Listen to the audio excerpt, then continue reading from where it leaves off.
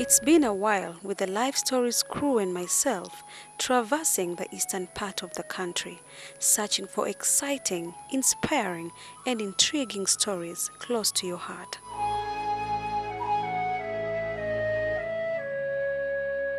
As we're about to wind up our long visit, I'm excited to meet a veteran quite in his league. So I quickly find my way through the dry Bukedea district to a home almost deserted.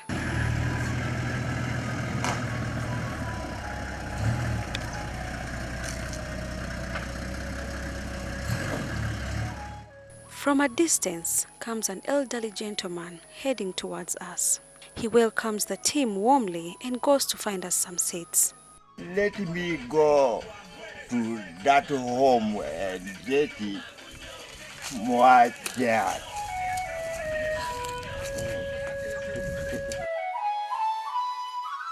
I join him to give a hand. He, however, still looks strong despite his advance in age.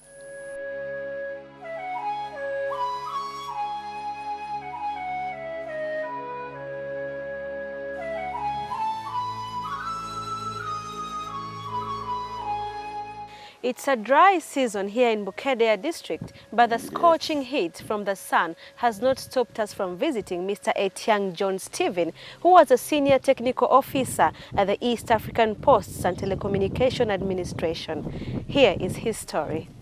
Welcome. Yes, madam. Thanks for your introduction. Yes. I was STO, Senior Technical Officer with the East African Post and Telecommunication Administration. Okay. Till 1973, where I got a misfortune whereby when I was in charge with the stores, wires were stolen. Born in 1942, Etiang John Stephen was raised in this area for most of his time. I was born and raised here till now. This is my place. Okay. So which schools did you go to? I went first primary, 53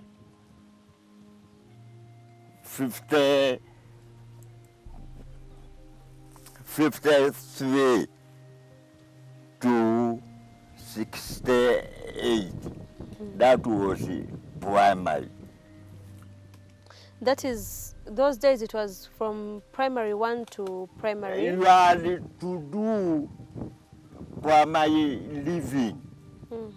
Then after doing primary education, you go to senior, junior 1 and junior 2. That was junior. Then if you pass in junior 2,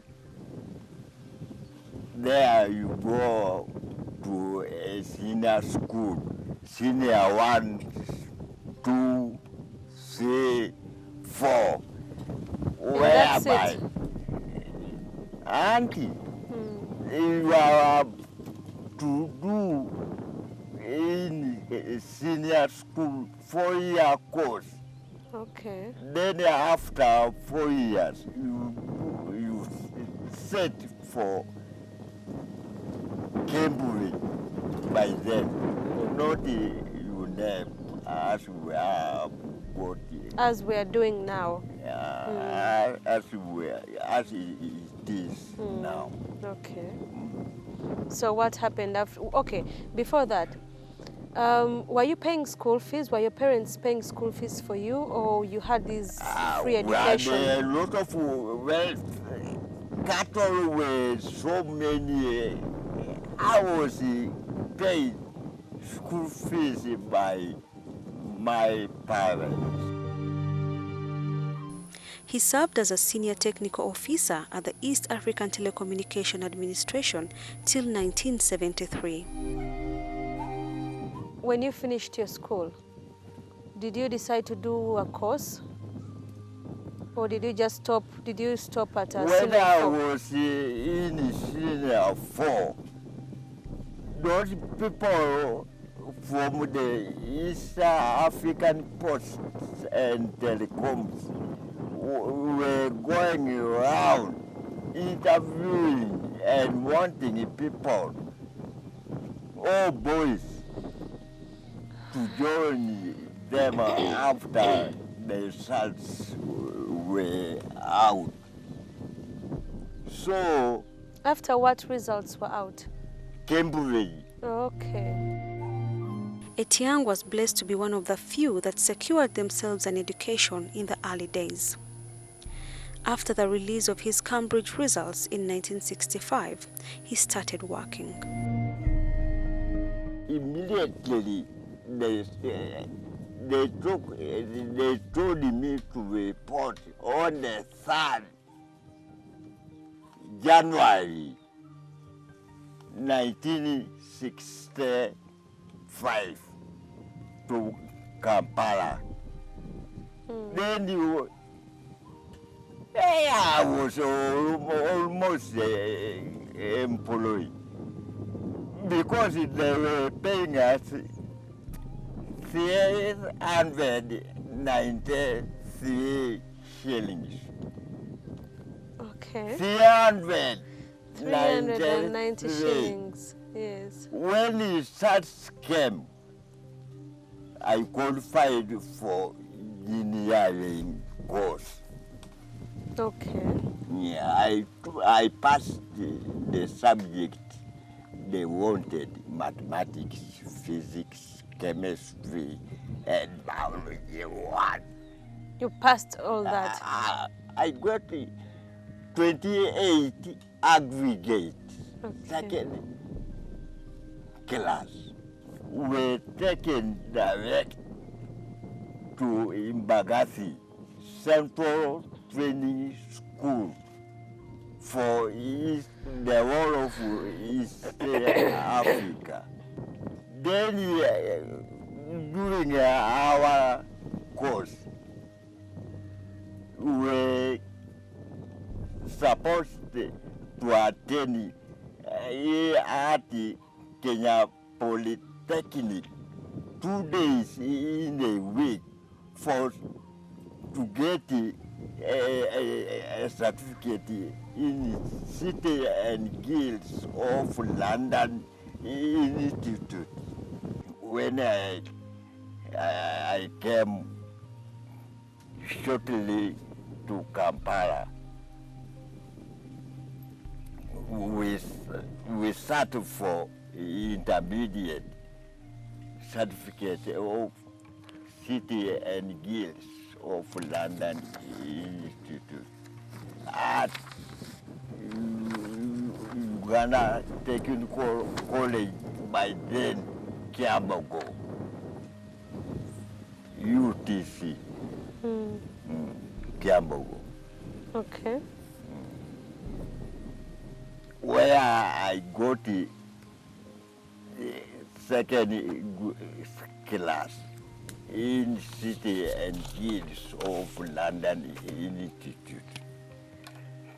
When I got that certificate, I was again taken, selected to go and attend full time now for my B certificate, because in City and Guilds there are 3 classes, A, B, and C. I finished A certificate. I got it. Then I was taken full time to Kenya Polytechnic, meanwhile staying in PNT hostel in Nairobi. In Nairobi. Okay. Then when the exams came, I did it and got my certificate. Came back to Kampala for confirmed senior technical officer. Back then, most jobs were dominated by white people. Yes. How was it working with the whites? Actually, the whites were bosses by then, though most posts were named after them. They were just bosses. That's all. In most cases, work was done by local community, local people. Okay. But how was it working with them? Were they simple people to work with? They were very strict, especially going, reporting in the morning for work. Though it was raining, they would demand, why are you late? Even when it's raining? They are seeing that it is still raining, but they gave us papers to explain why are you late. And after explanation, they took that to our record, reporting late for duty. And how was it managing the machines back then? Because there were very few. We had very few machines then. The machines were few, and people were also very few, yes. Each of us had to manage one section of the whole the machine. Say for myself, I was in the metering room, lamp room, because they were adjacent, they were near each other. Near each other. What were the working conditions then in terms of insurance? Did you have insurance then? Like health insurance? It was there, but it was pensionable. When you confirmed you were pensionable, permanent and pensionable. In the letter, they had put all those particulars about pension, what medical treatment was free for all your family. Yes, it's almost the same. And what about working hours? Did you have particular working hours? From 8 every day to 1. From 8 a.m. to 1 p.m., lunchtime? That is lunch time. Then from 2 to 4:30. Okay. Then you break off. Then you go back home. Then till tomorrow again. And did you used to work from Monday to Friday? Or you had some days, particular days you used to work? We used to work from Monday to Saturday. Saturdays only morning hours. When Amini took over, hey, Eh? we didn't work only Fridays. Then Saturday you work half day. half day. Oh. It was a blessing for workers. I know. Why is it so? Is it because he was a Muslim? Auntie, Yeah, so Friday was Juma. Juma. Yeah, it's just like Dubai. It The was same. compulsory. Yes. Oh, that's really nice. It was nice. Yeah? But again, on the other side, it was a reign of terror. There was no enjoyment with work even. It was difficult for us, especially working people and educated. The man was against educated people.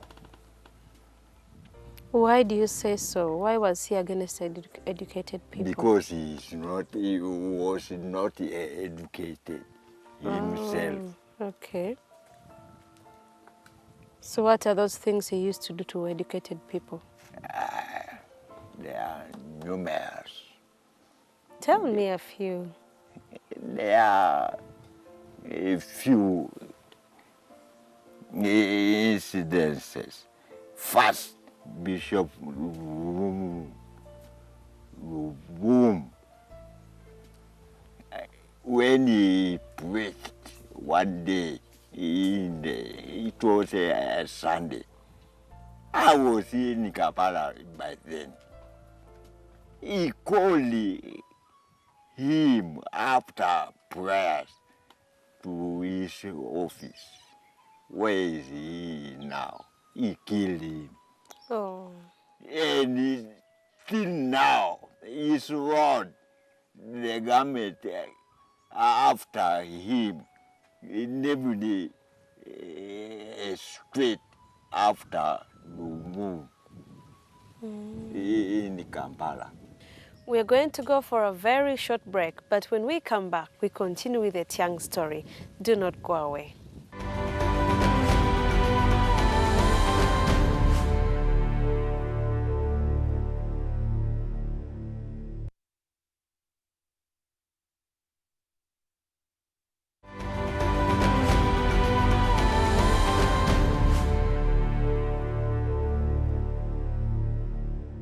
I'm glad you're still watching Life Stories.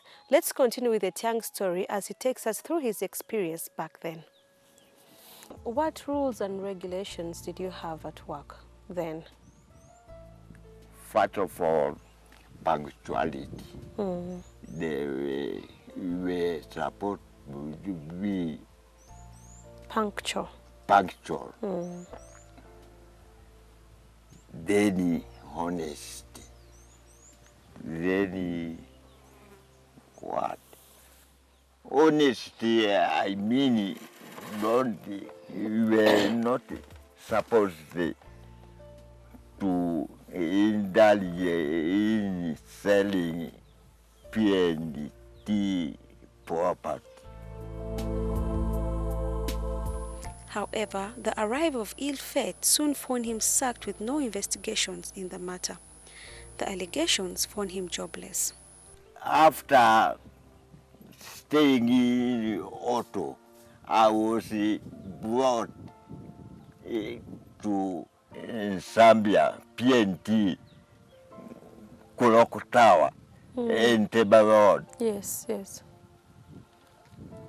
to the stores. Then I was in charge with the stores where wires were taken all the other stolen. Then they said I was the one as a responsible person. I should be knowing who stole the wire. Then I was supposed to report on duty at 8. They asked me, have you found the wire? When I said no, go and look for the wire. This continued for some time. After that, they paid me, they began paying me half salary. So what did you do about that? What I did, when they began paying me half salary, I applied to Kilembe Mines because they wanted firemen doing in the electrical workshop. When I applied, they took me as assistant fireman, Kilembe Mines. And how was the pay then? Was it better than where you were working before? The pay was Almost the equivalent, but there, as a beginner, it was a little bit lower, but working conditions were not favorable. People were dying in the underground almost every month.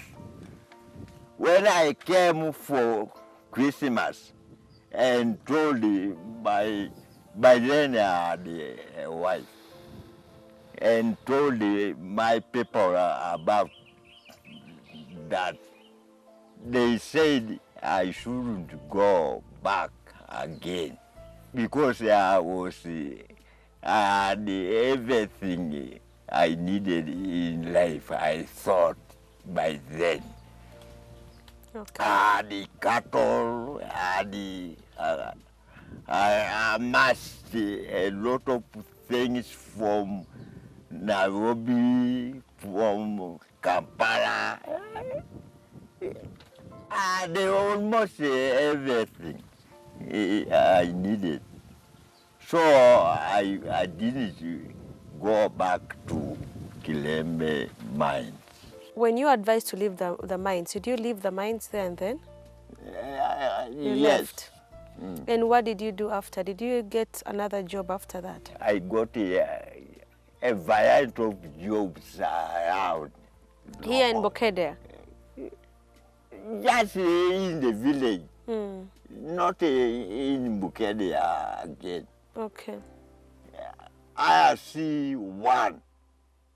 By then, it was not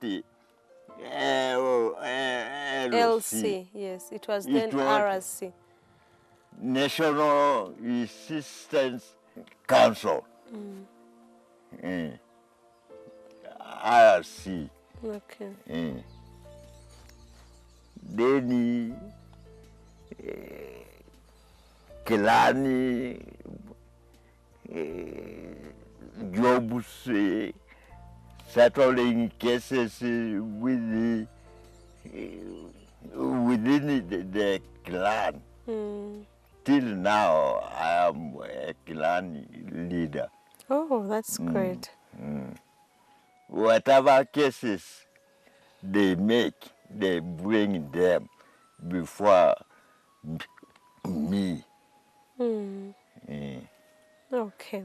Then I summon them and settle everything. You settle all those cases around the village. Within You're now like a clan leader, right? within the clan now. Okay. Eh. Okay. We'll go for a very short break, but when we come back, we find out about Etiang's family life. Do not go away.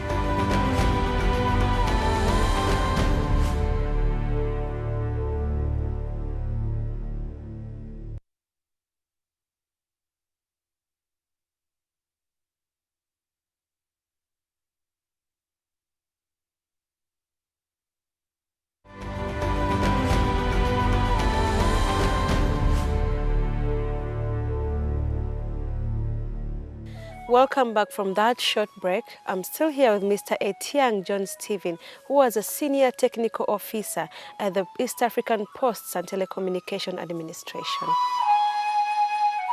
Life for this lost man now appears to have been full of joy and glam in the earlier days. With a job, Etiang found himself a beautiful tribes girl for marriage. His word about the union speaks volumes of love and delight. When I used to go to church in the Okuro Catholic Church, I spotted a certain girl A beautiful girl. to my liking by then. Nice.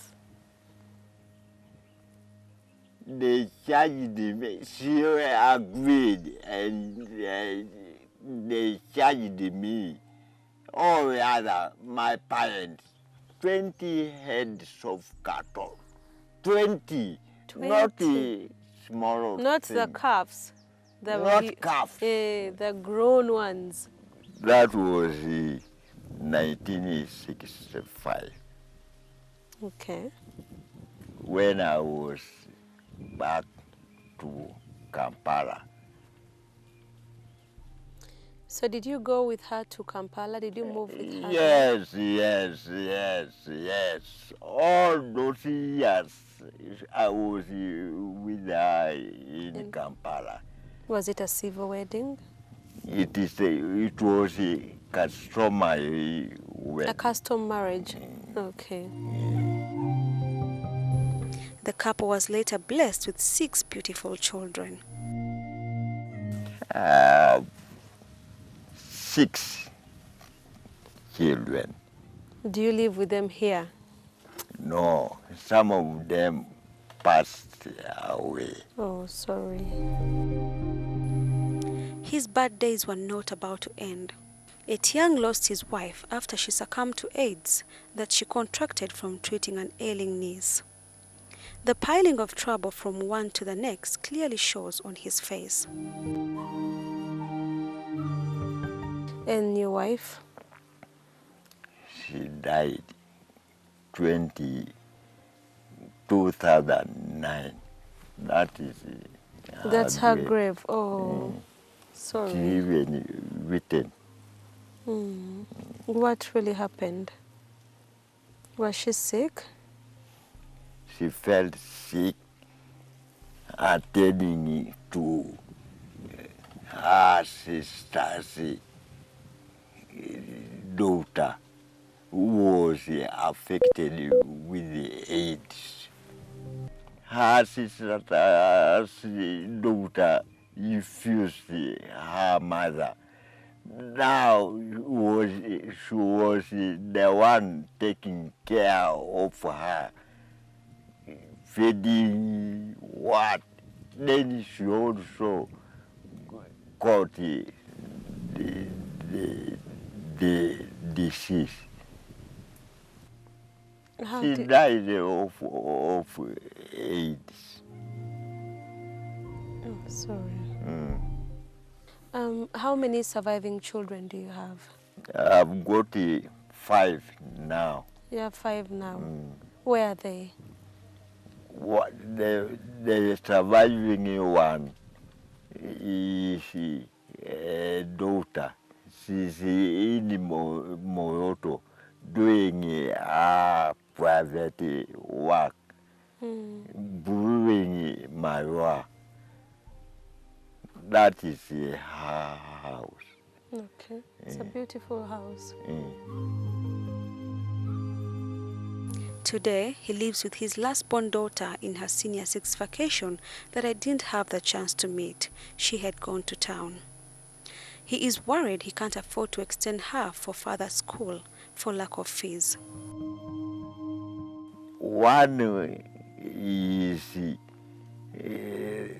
now a 6 liver, but no job, no money to take her to university. And she got 12 points. Now it was yesterday that she went to Kumi to see her cousin. So you're living here alone at the moment? At the moment, I'm living alone. The rest of his children have moved away from home to search for better means of survival. The other three, they are still too old. That one way he has migrated his place, the owner of that house, to where I saw you coming. His home is a new home over there. Leave alone this home, next one. The other two boys are now with their sister in Moroto. Oh, they went with their sister in Moroto. Are they working? Doing petty jobs, selling flour, what, for their survival.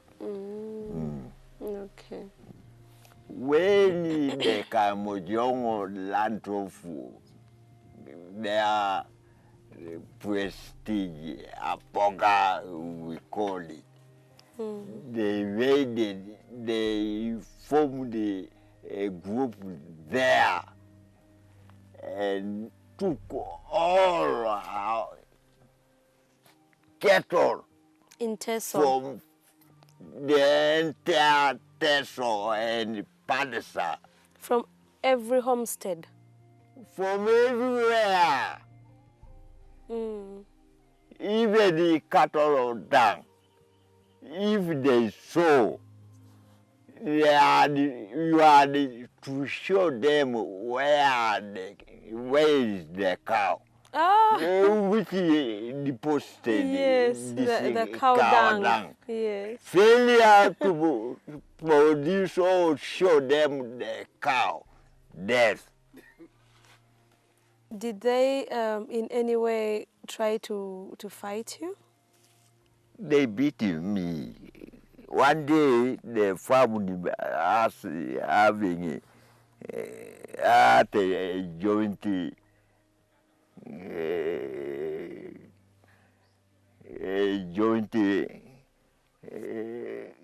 place. Then they surrounded us and they beat us, young women, all young, raping. Oh.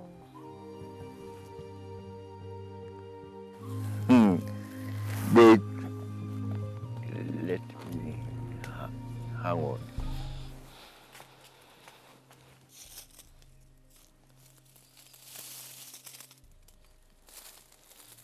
This is the style they beat me. In here, they tied inside the tubes of a bicycle. The black ones? Eh? Then when they found me, they extended the thing like this. One from behind, starting one end, one from the front,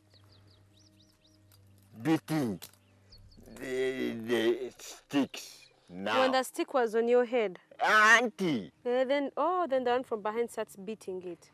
Now, the one from in front holds it. Is the one was the one beating. Beating. Oh. The one behind is the one was the one holding it very tightly. Wow. Then it happened that one of the sticks had thorn. Thorn or what. Then it cut me here.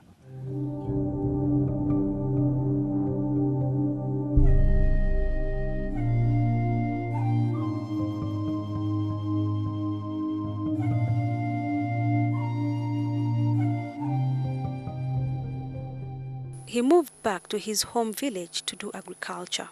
But the insurgency in the region and cattle rustling by the Karamojong left him with physical scars and with absolutely nothing to his name. At some point you talked about having everything. What happened? Before the Karamojong came, when I left Kileme Mines, 75, that was when I thought you had everything. Everything. When the Karamojong came, you lost all it so reduced to nothing. Because their prestige was on cattle. Okay. So did you get any pension fee after retiring? They paid only for my years of work because they said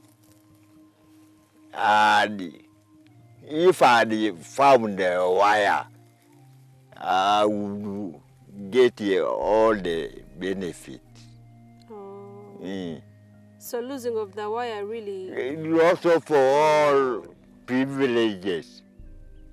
Only working years where I was, when I was working with them.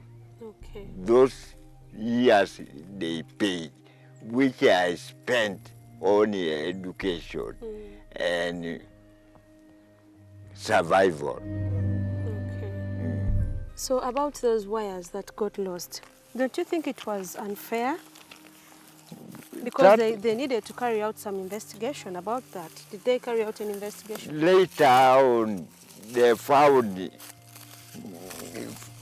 that wires were actually stolen, but not taken by me. Yes.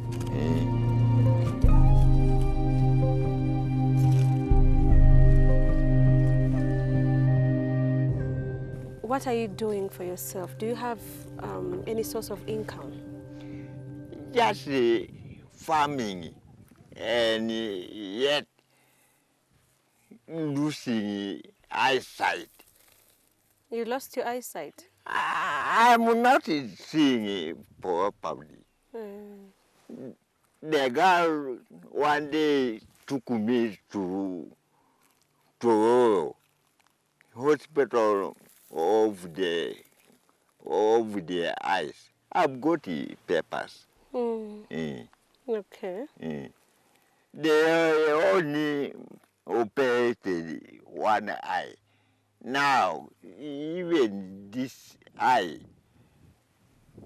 needs to be operated. Okay. But no money.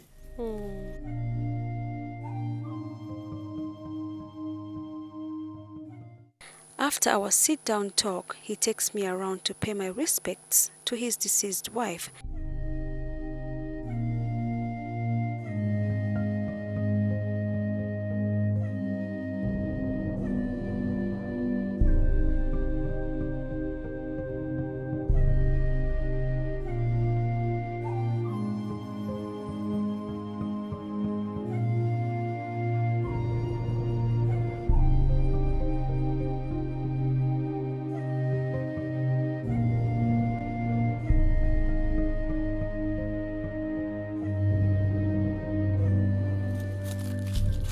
This is the front. This is? The front. Okay. Died 12th November 2009. Born 1944. May her soul rest in peace.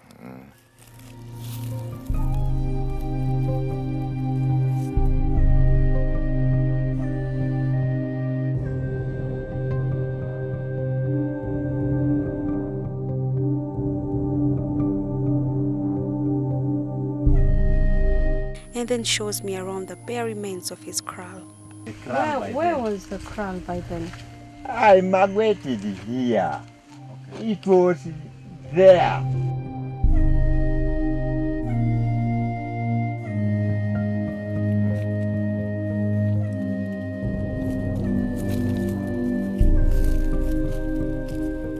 This was the crowd. Oh my God.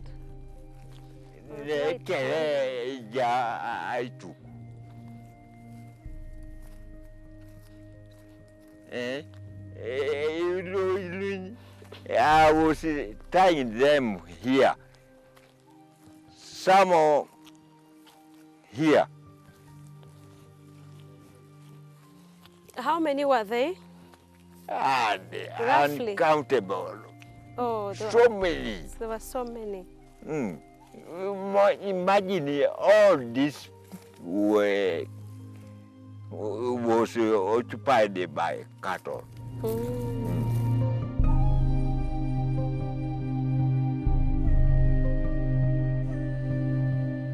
I wind my visit. The experiences and lessons learned from my Eastern expedition are ones I'll always carry. The love and warmth from the people of this region will always inspire kindness in me. But most importantly, their strong spirits of forgiveness and reconciliation are two things we all must embrace.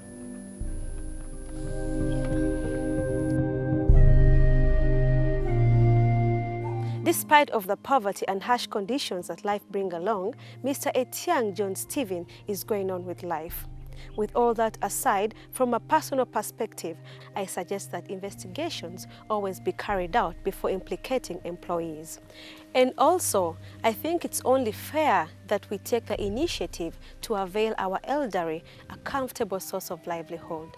Until next time, I stay yours truly, Zuena Chure Masali.